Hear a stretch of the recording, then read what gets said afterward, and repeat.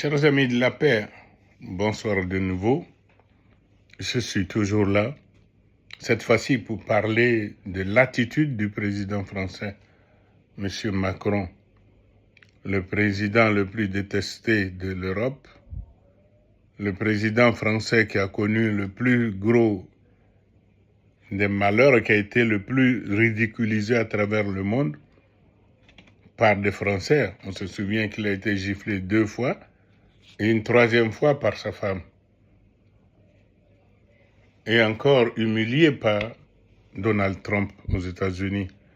À le voir courir derrière le véhicule de Donald Trump, on se demande si c'est vraiment un président d'une république que nous avons tant aimé.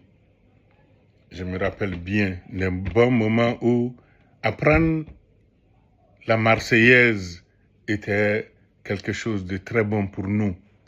Pas une obligation, ça nous plaisait.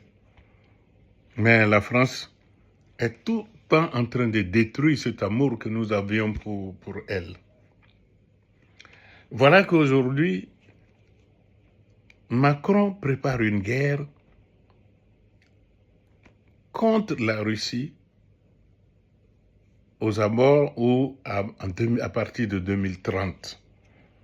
C'est-à-dire ce qu'il n'a pas réussi à faire maintenant, il veut mettre cette charge-là sur d'autres Français pour les amener à une dérision, les amener encore à une humiliation pire que ce que l'Allemagne nazie d'Hitler les a fait subir. Et c'est avec cette même Allemagne aujourd'hui qu'il devient copain-copain pour s'attaquer à la Russie. C'est donc une bande de coquins et de copains. Il faut qu'il arrête cela. Il faut qu'il arrête cela. Parce que aujourd'hui, on doit s'inscrire dans une recherche de paix totale afin de mieux développer nos pays, de lutter contre la pauvreté, au lieu de vouloir lutter pour que tel pays ne soit pas plus riche et plus aisé que moi. Mais il faut travailler comme eux. Il faut cesser d'exploiter les Africains comme vous le faites souvent. D'ailleurs, aujourd'hui, l'Afrique est toujours révoltée. Vous voyez l'AES, où d'autres pays sont en train de les rejoindre.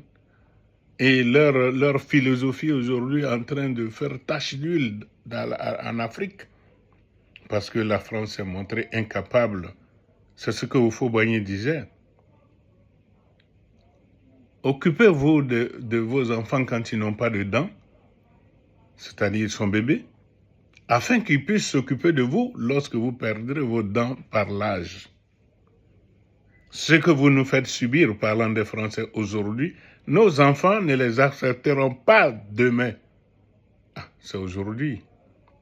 Les Africains ne l'acceptent plus. Ils ont étudié dans les mêmes conditions, dans les mêmes universités, avec des mêmes professeurs que ces Européens, ces Français. Ils sont tous autant intelligents, les Africains, quand vous regardez les différentes créations, de l'ascenseur à la télévision, à d'autres j'en passe, créés par des Africains. Donc ça ne veut pas dire que, par des Noirs, ça ne veut pas dire que la couleur de la peau ou bien être africain ou être une terre, pas du tout.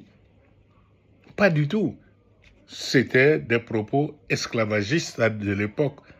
Maintenant, nous avons compris que le blanc ou l'Européen n'est pas invincible. Nous avons compris que nous ne vivons pas, nous ne dépendons pas d'eux pour vivre, mais que c'est le contraire. Maintenant, on ne va plus l'accepter. Ce qu'on peut accepter aujourd'hui, c'est établir un équilibre, un respect mutuel entre nos deux peuples. Et en ce moment-là, le président français qui viendra et qui va comprendre cela, comme Dominique Villepin, qui peut avoir ses idées politiques, mais je crois que c'est peut-être le dernier des Mohicans, parlant des présidents français qui ont fait la grandeur de la France. Pourquoi je parle de la France ? Macron et un des maires ont décidé aujourd'hui de changer le nom de l'espace dédié à Stalingrad, oubliant ainsi une partie, ou bien voulant effacer une partie de leur mémoire historique. Ce n'est pas en changeant ce nom-là que le monde entier va oublier que sans la Russie, aujourd'hui, peut-être encore que la France serait encore sous le commandement allemand. Ces Allemands dont ils demandent ou laissent crier autant d'armes qu'hier. Ces Allemands aussi qui, après 2030, peuvent peut-être penser qu'aujourd'hui nous sommes encore plus forts pour dominer le monde et reprendre la même chose qu'Hitler avait fait. Mais peut-être que nous aussi, nous ne connaissons pas la totalité de l'histoire avec Hitler. Qu'est-ce qui s'est passé avant? Nous ne le savons pas. Donc, pour son désir de faire la guerre à Vladimir Poutine, la France décide de préparer une guerre contre la Russie. Mais le peuple russe n'a rien contre le peuple français n'a rien contre le peuple russe.